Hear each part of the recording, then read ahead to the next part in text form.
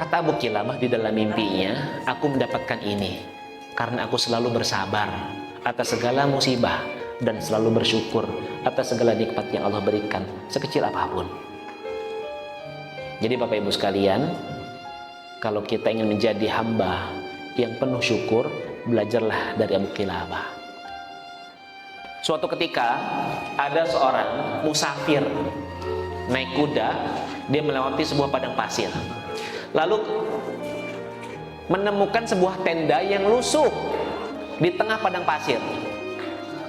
Lalu terdengar ada seseorang dari dalam tenda mengucapkan sebuah kalimat. Apa kalimatnya?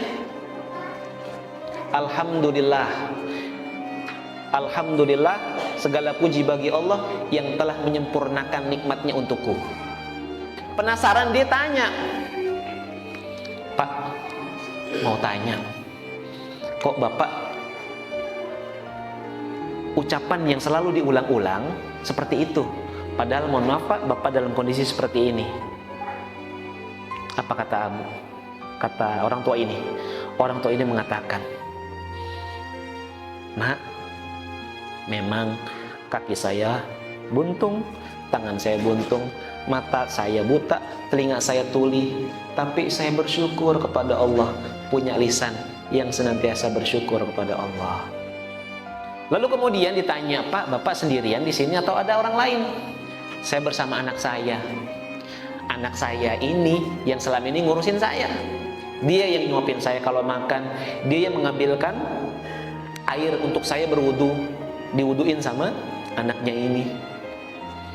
Lalu bapaknya ini bilang, tapi Nak, boleh minta tolong nggak?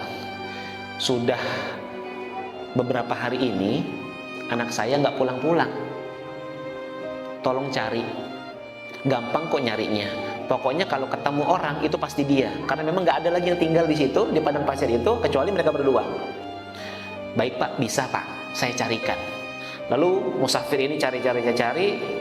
Dia melihat kumpulan binatang, singa. Singa lagi makan seonggok daging. Ternyata ketika singa sudah pergi, dicek, ternyata itu jasad manusia. Dikabarkanlah, Pak, tadi saya sudah ketemu sama anak Bapak, tapi anak Bapak sudah meninggal dunia. Dia diterkam oleh binatang buas. Dikirain musafir ini, orang tua ini bakalan sedih, malah senyum Bapak Ibu. Memang level orang-orang seperti itu ya, dia tersenyum. Alhamdulillah ya Allah, anak hamba telah mendahului hamba ke surga. Karena yang hamba tahu, ya Allah, anak hamba ini soleh, berbakti kepada orang tua, dan secara teori syariat, anak yang soleh itu tempatnya di surga.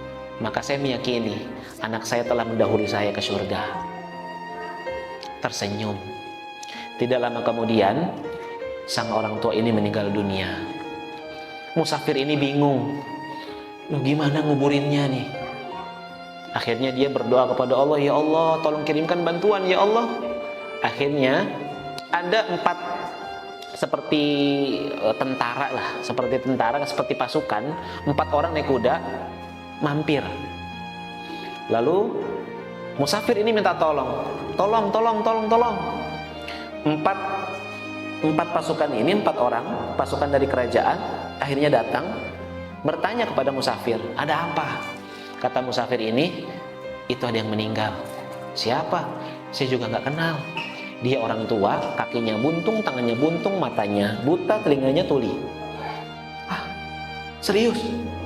Kata pengawal dari kerajaan atau pasukan dari kerajaan. Mereka berempat masuk dan ketika dilihat meninggal, betul pasukan ini mencium-cium pipi, dahi mayat ini. Orang tua yang meninggal ini dicium sambil nangis-nangis. Musafirnya makin heran, ini ada apa ya? Kok ada pasukan, 4 orang datang, saya kabari ada yang meninggal, kondisinya seperti ini, datang melihat malah dicium-ciumin sambil nangis. Bingung dia. Akhirnya dia memberhentikan diri buat bertanya, Pak, itu kenapa ya? Kok dicium-ciumi? Kamu gak kenal siapa dia? Enggak, dialah Abu Kilabah. Dialah satu-satunya sahabat yang masih hidup sampai sekarang. Dan baru saat ini, baru hari ini, beliau dipanggil oleh Allah Subhanahu wa Ta'ala. Sehingga selesailah generasi sahabat, dilanjutkan dengan generasi tabi'in. Karena sahabat sudah meninggal semua. Jadi Abu Kilabah adalah sahabat terakhir yang hidup di muka bumi. Ternyata Abu Kilabah sebelumnya sudah ditawari jadi hakim oleh penguasa, tapi dia nggak mau. Dia lebih milih tinggal di padang pasir. Ceritanya belum berhenti sampai di situ, Bapak Ibu. Setelah musafir ini pulang, dia istirahat lalu bermimpi. Di dalam mimpinya dia melihat ada seorang orang tua, tapi mirip-mirip seperti Abu Kilabah, tapi penampilannya lebih gagah, lebih tampan, lebih segar. Dan ada kakinya, ada tangannya, matanya bisa melihat, telinganya bisa mendengar. Dia melihat Abu Kilabah sedang ada di taman yang sangat indah. Taman itu bernama Taman Surga. Dengan memakai jubah warna hijau, ya. Lalu kemudian musafir ini di dalam mimpinya dia bertanya kepada Abu Kilabah, "Bukankah engkau Abu Kilabah yang baru kemarin aku makamkan?" "Iya betul saudaraku." "Kalau boleh tahu, apa yang membuat engkau mendapatkan keistimewaan seperti ini?" Lalu beliau membacakan ayat, "Salamun alaikum bima sabartum. Salamun alaikum bima sabartum." Apa artinya? Selamat dan sejahtera untuk kalian atas kesabaran kalian. Kata Abu Kilabah di dalam mimpinya, "Aku mendapatkan ini karena aku selalu bersabar atas segala musibah dan selalu bersyukur atas segala nikmat yang Allah berikan, sekecil apapun."